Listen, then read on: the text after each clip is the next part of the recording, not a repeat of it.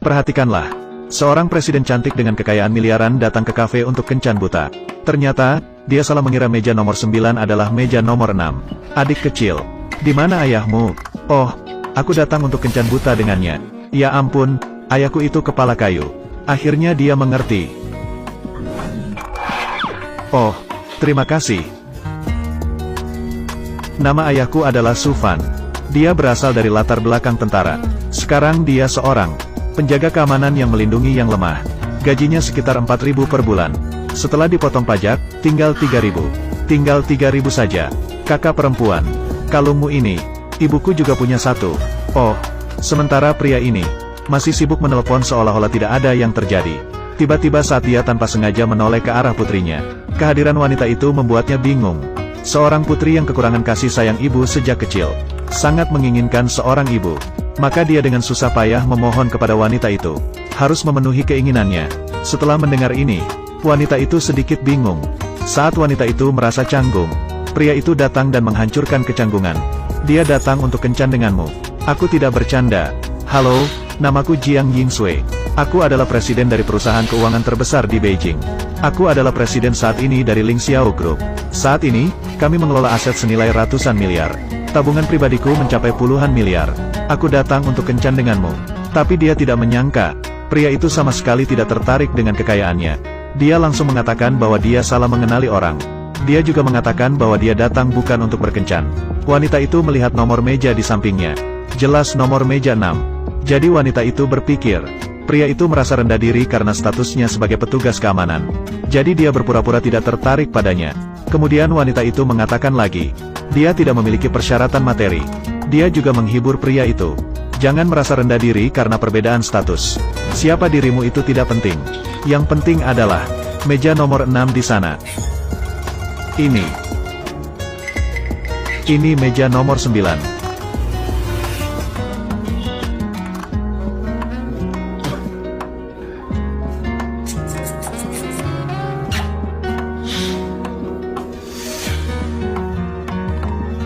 Ya Tuhan, inikah objek berkualitas yang kau siapkan? Aku belum pernah bertemu dengan orang ini. Tapi dia terlihat menyenangkan. Sementara itu pada saat ini, musuh bebuyutan pria itu membawa istri orang lain ke kedai kopi. Dan saat dia mengangkat kepalanya, dia melihat pria itu sedang minum kopi dengan putrinya. Tanpa berpikir panjang, dia langsung menghina pria itu. Bukankah ini orang miskin di jalan Fenglin? Kau Sufan kan? Bagaimana? Membawa putrinya sendiri. Datang untuk meminta makanan, ya. Kasihan, hanya makan sepiring steak. Kau juga benar-benar sangat miskin tapi tetap ingin terlihat elegan. Namun pria itu sama sekali tidak peduli padanya. Dia masih sibuk memberikan steak kepada putrinya. Tapi orang kaya itu semakin semangat saat berbicara. Dia tidak hanya menghina pria itu sebagai orang yang tidak berguna, tapi juga mencemooh putrinya. Dia adalah seorang penggembala yang tidak jelas asal-usulnya. Ho Wei, jangan terlalu berlebihan. Lebih baik kau memahaminya dengan baik. Kau sedang berbicara dengan siapa? Aku berada di konsorsium Ling Xiao sekarang.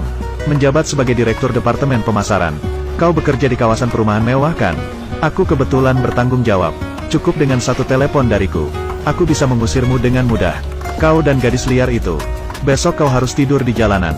Saat putrinya mendengar orang kaya itu menghina ayahnya, dia langsung berteriak memintanya pergi segera. Jangan mengganggu kami. Ternyata orang kaya itu langsung mengambil steak. Dan semuanya ditumpahkan di lantai. Ada apa, gadis kecil? Kau percaya atau tidak? Sekarang aku akan membuatnya berlutut di tanah. Makanlah dengan bersih. Ayahmu harus bersikap seperti anjing. Jilatlah dengan bersih untukku. Apa yang kukatakan benar kan?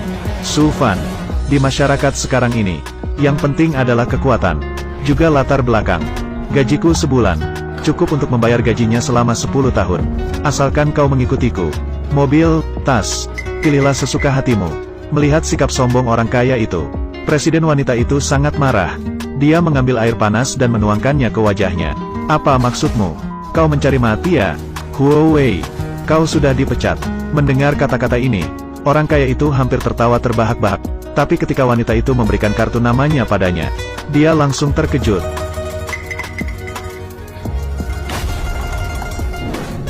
Kau adalah presiden Ling Xiao Corporation.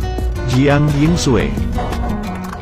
Nyonya besar, Aku tidak tahu itu kau, Nyonya Besar. Kembali segera ke tempat